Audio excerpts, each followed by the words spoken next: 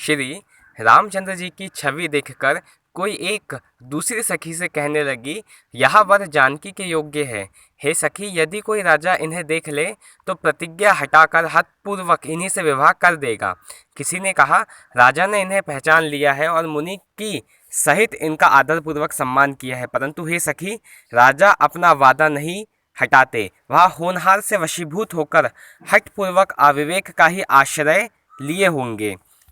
कोई कहती है, यदि विधाता भले हैं और सुना जाता है कि सबको उचित फल देते हैं, तो जानकी जी को यही वर मिलेगा। हे सखी, इसमें कोई संदेह नहीं है।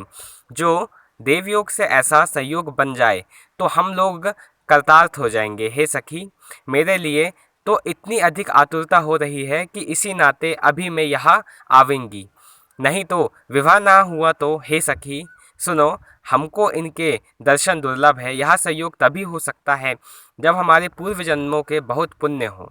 दूसरी ने कहा, हे सखी, तुमने बहुत अच्छा कहा, इस विवाह से सभी का परम हित है। किसी ने कहा, शंकर जी का धनुष कठोर है और यह सावले राजकुमार कोमल शरीर के बालक है। हे सयानी, सब असमंजस ही है। यह सुनकर दूसरी सखी कोमल वाणी से कहने लगी कि इनके संबंध में कोई कोई ऐसा कहते हैं कि देखने में तो छोटे हैं, पर इनका प्रभाव बहुत है।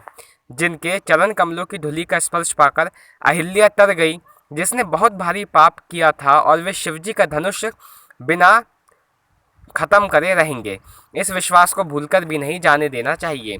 जिस ब्रह्मा ने सीता को संवार कर बहुत चतुराई से रचा है, उसी ने विचार कर सावला वर भी रच रखा है। उसने यह वचन सुनकर सब हर्षित हुए और कोमल वाणी से कहने लगे, ऐसा ही हो। सुंदर मुख, सुंदर नेत्रों वाली स्त्रियां समूह के समूह हृदय से हर्षित होकर फूल बरसा रही है। जहाँ जहाँ दोनों भाई जाते हैं वहाँ वहाँ परम आनंद आ जाता है। दोनों भाई नगर के पूरब की ओर गए, जहाँ धनुषज्ञ में रंगभूमि बनाई गई थी। बहुत ही सुंदर ढाला हुआ पक्का आंगन था, जिस पर सुंदर और निर्मल वेदी सजाई गई थी। चारों ओर सोने के मंच बने थे, जिन पर राजा लोग बैठेंगे। उनके पीछे समीप ही चारों ओर दूसरे मचानों का मंडलकार घेरा शोभित था। वह कुछ ऊंचा था और सब प्रकार से सुंदर था। जहाँ जाकर नगर के लोग बैठेंगे, उन्हीं के पास विशाल एवं सुंदर सफ़ेद मकान अनेकों रंग के बनाए गए थे, जहाँ अपने अपने कुल के अनुसार सब स्त्रियाँ यथा योग्य नगर के बालक कोमल वचन कह रहकर आदरपूर्वक श्री प्रभु राम जी की रचना दिखला रहे हैं। सब बालक इसी बहाने प्रेम के वश में होकर श्री राम जी के मनोहर अंगों को छूकर शरीर से पुलकित हो रहे हैं। दोनों भाइयों को देख देख कर उनके हृदय में बहुत हर्ष होता है। श्री राम जी ने बालकों का प्रेम का वश जानकर यज्ञ भूमि में स्थानों को प्रेम पूर्वक प्रशंसा की।